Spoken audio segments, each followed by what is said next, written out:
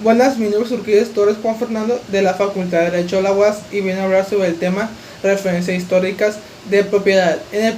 primera época que vamos a hablar es el derecho romano, que este solo se conocía la propiedad quintina y que seguía el tema dominio et iure quintum, que se traduce como dominio de la propiedad protegida por el derecho de los primeros habitantes en Roma,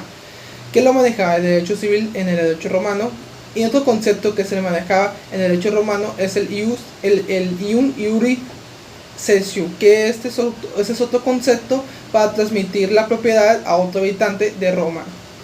En la otra época es el esclavismo, que en esta época se basaba en la idea de propiedad privada, de que las mercancías de las personas, de la mercancía en las personas que posean a otras personas, y que realmente esto no es ajeno solo a una civilización, porque si no, esto se maneja en todas las civilizaciones como medio de propiedades, mercancía, entre otros. Para acabar este tema del esclavismo, ya que el esclavo era utilizado dependiendo de sus habilidades como guerrero, poseedor de cultivos, entre otros. Obviamente también si el dueño que hiciera cualquier otra cosa, pues el esclavo lo tenía que hacer porque era una mercancía, objeto y propiedad de otra persona. En la otra época es el feudalismo, que en esta época el feudal se puede resumir que es que el feudalista o los feudales eran dueños de todo terreno, que manejaban el producto como los cultivos o entre otros, y que obvio las ganancias eran de este mismo. En esta época los feudales tenían el derecho de la propiedad, que era el de usar, disfrutar y disponer de los bienes que los obreros o los siervos que trabajaban en esto no lo tenían, solo los feudales. Esta época no duraría mucho por las revueltas y por las malos tratos personales y derechos humanos. En la otra época pasamos en el capitalismo y socialismo, que en el apartado capitalista se habla sobre la propiedad privada y su competencia con otras industrias, y este debe pertenecer a las personas y no a un ente público como es el Estado. El capitalismo considera que el mercado es el mejor mecanismo para llevar a cabo. Si hablamos en otro tema que es el socialismo, hablaba que la propiedad era la propiedad social, y que la propiedad socialista pone fin a la explotación del hombre por el hombre, porque el capitalismo se basa en algo así, y que lo liberaría en todas las formas de opresión, y que los tiros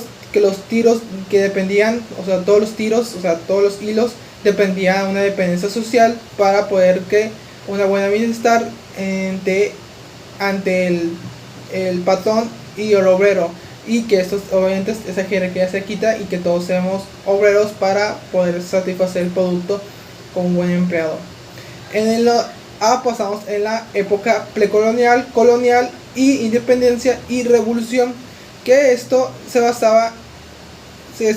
en México, en su conquista y en su disolución del problema del español. Empezamos con la época precolonial, que esta época precolonial era básicamente que las comunidades eran muy similares como se transmitían las propiedades en los aspectos de repartir terrenos. Las comunidades que hacían esto eran básicamente casi todas, y los más importantes que se basaban en los historiadores eran el azteca y el maya, que básicamente el aspecto de repartición de tierras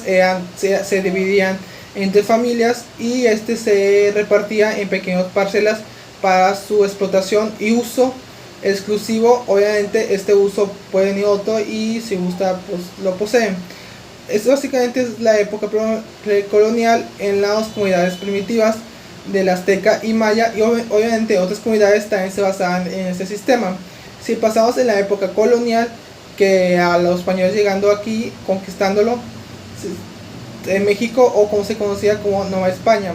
aquí se mira mucho la propiedad privada, y que la repartición de los terrenos eran por medio de cédulas o solicitudes que los virreyes aceptaban, y les daban tierra para poseer, y también daban indígenas como mano de obra. La propiedad pública en esta época colonial se basaba entre los terrenos de lagos, montes y aguas, y también entre otros, También se dio, también se dio el derecho de usar, disfrutar y disponer, pero obviamente esto solo lo disponía los españoles que poseían los terrenos. En la otra época era la época independencia, o sea, ya en esta época todo se basaba en México, ya no estando los españoles ya colonizados. Y si, y si, mira, y si miramos esto ya un poco más de balance y ya miraban el anhelo de la libertad para la abolición de la esclavitud. Obviamente, tal vez no se, y obviamente no se abolió en ese momento, pero sí se miró ese tema. En la repartición, vamos en el tema de repartición de tierras, fue que las tierras fueron para los campesinos, o sea, indios, aunque los terrenos los terrenos que se daban y se repartían eran extensos y para el uso personal el uso personal para su explotación y uso. Y en esta época se instaló un congreso para hacer una aprobación de una venta y división de tierras. Obviamente esto no se aceptó y la repartición de tierras para los indígenas no se pudo aprobar. En esta época surgió la compra de terrenos también para ayuntamientos y edificios de poder público y a su vez leyes de propiedad para los bienes particulares y públicos. En esa época con la independencia. Pasamos a la última época de este tema, que es la revolución, y esto básicamente se dio por esta época se dio parcialmente por planes y convenios para la nueva revolución, que era para la estabilización y balance de México,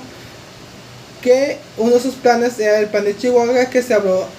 habló y avanzó en el tema agrario y la repartición de tierras, y luego pasamos en lo otro un poco más revelante, que era la Convención de Aguascalientes, donde se consistía en resolver el problema agrario y con una estructura de repartición de tierras entre otros planes que se vio porque hubo una revuelta muy revuelta, se puede decir. en la última tema de este que se va a hablar es en la actualidad, y se va el artículo 27 de la Constitución, que es el tema de las limitaciones para los terrenos o divisiones que son de aguas y entre otros. En este tema se dio un autor muy importante que se llama Dubois. Uno de los que mencionaba era la soledad social, que hace referencia a la propiedad de todo como uno, y Dubois pensaba que el hombre se le impone deberes que emplean la riqueza, de que se dispone no solo en beneficios individual sino colectivo, que se puede reconocer el derecho de usar, disponer y disfrutar para las personas para poder tener una buena convivencia social. Hasta aquí mi exposición, y que tenga un excelente día. Hasta pronto.